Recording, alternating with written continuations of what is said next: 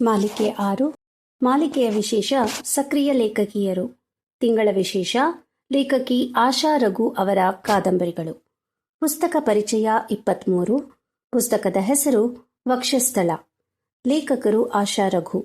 ಅಭಿಪ್ರಾಯ ಮಮತಾ ವೆಂಕಟೇಶ್ ಮತ್ತು ಓದುತ್ತಿರುವವರು ಸಿಂಧು ಜಗನ್ನಾಥ್.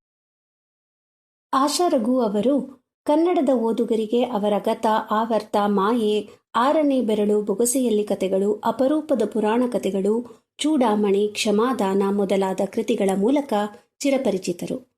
ವಕ್ಷಸ್ಥಳ ಕಾದಂಬರಿಯು ತನ್ನ ಅಪೂರ್ವ ಚೆಲುವಿನ ಮುಖಪುಟದಿಂದಲೇ ಮನವನ್ನು ಸೆಳೆದಿತ್ತು. ಮುಖಪುಟದಲ್ಲಿದ್ದ ನನ್ನ ಆರಾಧ್ಯ ದೈವವಾದ ದಿವ್ಯ ಶ್ರೀ ವೆಂಕಟೇಶ್ವರ ಸ್ವಾಮಿಯ ಸುಂದರವಾದ ಚಿತ್ರ ಈ ಕಾದಂಬರಿಯನ್ನು ಅವರ ಬಗ್ಗೆಯೇ ಬರೆದಿರಬಹುದು ಎನ್ನುವ ಊಹೆಯನ್ನು ಮೂಡಿಸಿ ಕೊಂಡುಕೊಳ್ಳುವಂತೆ ಮಾಡಿತ್ತು. ಇದೊಂದು ವಿಶಿಷ್ಟ ರೀತಿಯ ಕಥನ ತಂತ್ರವುಳ್ಳ ಕಾದಂಬರಿ.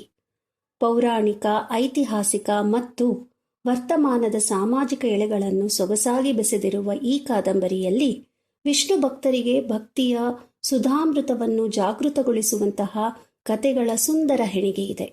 ಹಿತವಾಗಿ ಓದಿಸಿಕೊಂಡು ಹೋಗುವಂತಹ ಬರಹ ಶೈಲಿ, ಕಾವ್ಯಮಯವೆನಿಸುವ ವರ್ಣನೆಯ ಸಾಲುಗಳು ಈ ಕೃತಿಗೆ ಮತ್ತಷ್ಟು ಶೋಭೆಯನ್ನು ಕಲ್ಪಿಸಿದೆ. ಕಾದಂಬರಿ ಶುರುವಾಗುವುದು ವರ್ತಮಾನದ ಸಂಗತಿಯಿಂದ. ಹೂವು ತರಲೆಂದು ಹೋಗಿ ಇದ್ದಕ್ಕಿದ್ದಂತೆ ಕಾಣೆಯಾದ ಪತಿ ರಾಘವನನ್ನು ಹುಡುಕುತ್ತಾ ತಿರುಪತಿ ತಿಮ್ಮಪ್ಪನ ಮೊರೆ ಹೋದ ಜಾನಕಿ ಅವನ ದರ್ಶನಕ್ಕಾಗಿ ಬೆಟ್ಟವನ್ನು ಹತ್ತುವಾಗ ಆತ್ಮಸಂಗಾತಿಯಂತಹ ಅಜ್ಜಿ ಒಬ್ಬಳ ಜೊತೆ ಕಂಡುಕೊಳ್ಳುತ್ತಾಳೆ.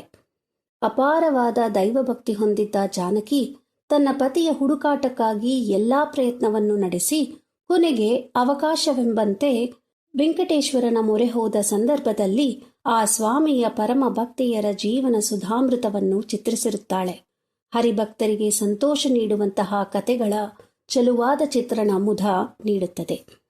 ತಿರುಪಾವೈ ಆಂಡಾಳ್, ಬಿಬಿ ನಾಚಿಯಾರ್, ಮೀರಾ, ವೆಂಕಮಾಂಬ, ರಾಧಾ ಎಲ್ಲರೂ ಸಹ ಹರಿಭಕ್ತಿಯ ಪರಾಕಷ್ಟೆಯಲ್ಲಿ ಮುಳುಗಿ ಹರಿಯ ಚರಣಗಳಲ್ಲಿ ಮೋಕ್ಷ ಕಂಡುಕೊಂಡವರು. ಆಂಡಾಳ್ಗೆ ಹರಿಯ ವಕ್ಷಸ್ಥಳದ ಮೇಲೆ ಹೂಮಾಲೆಯಾಗಿ ರಾರಾಜಿಸುವ ಯೋಗ ದೊರೆತರೆ ಮಿಕ್ಕವರು ಅನಂತಶಯನನಲ್ಲಿ ಲೀನವಾಗುವ ಆಕಾಂಕ್ಷೆಯನ್ನು ಜೀವನ ಪರ್ಯಂತ ಇಟ್ಟುಕೊಂಡು ಪರಿತಪಿಸಿದ ಪರಮಭಕ್ತೆಯರು. ಶ್ರೀಹರಿಯ ವಕ್ಷಸ್ಥಳ ನಿವಾಸಿಯಾಗಿದ್ದ ಶ್ರೀಲಕ್ಷ್ಮಿ ಭೃಗು ಮಹರ್ಷಿಯ ಕಾರಣದಿಂದಾಗಿ ಕೋಪಿಸಿಕೊಂಡು ಭೂಲೋಕಕ್ಕೆ ಬಂದ ಕತೆ ಎಲ್ಲರಿಗೂ ತಿಳಿದಿದೆ. ಇದೇ ಎಳೆಯನ್ನು ಒಳಗೊಂಡಂತಹ ವೆಂಕಟೇಶ್ವರ ಮಹಾತ್ಮೆ ಮತ್ತು ಶ್ರೀನಿವಾಸ ಕಲ್ಯಾಣಗಳು ಓದುಗರ ಮನಸ್ಸನ್ನು ಆನಂದ ಪರವಶವಾಗಿ ಬಿಡುವಂತೆ ಶೋಭಾಯಮಾನವಾಗಿ ಚಿತ್ರಿಸಲ್ಪಟ್ಟಿವೆ. ಜಾನಕಿಯ ಹಾಗೆಯೇ ದೈವಭಕ್ತೆಯಾಗಿದ್ದ ಅಜ್ಜಿ ತನಗೆ ತಿಳಿದಂತಹ ಶ್ರೀನಿವಾಸ ಕಲ್ಯಾಣ ಮತ್ತು ವೆಂಕಟೇಶ ಮಹಾತ್ಮೆಯನ್ನು ಸಾದೃಶ್ಯವಾಗಿ ಕಣ್ಣಿಗೆ ಕಟ್ಟಿದಂತೆ ಜಾನಕಿಗೆ ವಿವರಿಸುತ್ತಾ ಹೋಗುವ ಪರಿಯಂತೂ ಅನನ್ಯ. ಪದ್ಮಾವತಿ ಮತ್ತು ಶ್ರೀಲಕ್ಷ್ಮಿಯರು ಹೇಗೆ ಶ್ರೀನಿವಾಸ ಕಲ್ಯಾಣದ ನಂತರ ಶ್ರೀಹರಿಯ ವಕ್ಷಸ್ಥಳ ನಿವಾಸಿನಿಯರಾಗಿ ಭಕ್ತವಲ್ಲಭನಾಗಿ ನೆಲೆಸಿದ ಶ್ರೀ ವೆಂಕಟೇಶ್ವರ ಜೊತೆಗೂಡಿ ಕಲಿಯುಗದ ಭಕ್ತರಿಗೆ ಕರುಣಾಸ್ವರೂಪವರಾಗಿ ಕಾಪಾಡುತ್ತಿದ್ದಾರೆ ಎನ್ನುವುದರ ಸಂಪೂರ್ಣ ಕಥೆಯನ್ನು ಲೇಖಕಿ ರಸವತ್ತಾಗಿ ನಿರೂಪಿಸಿದ್ದಾರೆ. ಆ ಶ್ರೀನಿವಾಸ ಮಹಾತ್ಮೆಯ ರಸಾಘಾತೆಯ ಜೊತೆಗೆ ಜಾನಕಿ ತನ್ನನ್ನೂ ಸಹ ಹರಿಭಕ್ತಿಯರೊಂದಿಗೆ ಸಮೀಕರಿಸಿಕೊಂಡು ರಾಘವನೆಡೆಗೆ ತೋರುವಂತಹ ಅಪೂರ್ವವಾದ ಪ್ರೀತಿ ವಾತ್ಸಲ್ಯಗಳು ಆಶ್ಚರ್ಯ ಹುಟ್ಟಿಸುವಂಥದ್ದು. ಜಾನಕಿಗೆ ಅಜ್ಜಿ ಜೊತೆಯಾದ ಹಾಗೆ ರಾಘವನಿಗೆ ಅಜ್ಜ ಜೊತೆಯಾಗುತ್ತಾನೆ. ಜಾನಕಿ ರಾಘವನಿಗಾಗಿ ಪರಿತಪಿಸುವ ರೀತಿ, ರಾಘವ ಅವಳೆಡೆಗೆ ತೋರುವಂತಹ ಪರಿಶುದ್ಧ ಅನುರಾಗ ಎರಡೂ ಸಹ ಇಂದಿನ ಕಾಲದಲ್ಲಿ ಅಪರೂಪವೆಂತಲೇ ಹೇಳಬಹುದು.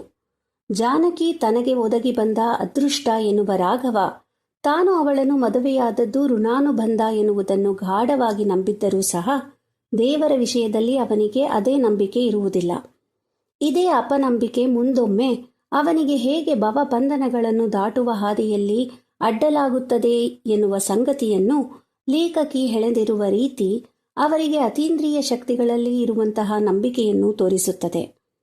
ಇಷ್ಟಕ್ಕೂ ರಾಘವ ಹೋದದ್ದಾದರೂ ಎಲ್ಲಿಗೆ? ಏಕೆ ಅಷ್ಟು ದಿನ ಮರಳುವುದಿಲ್ಲ?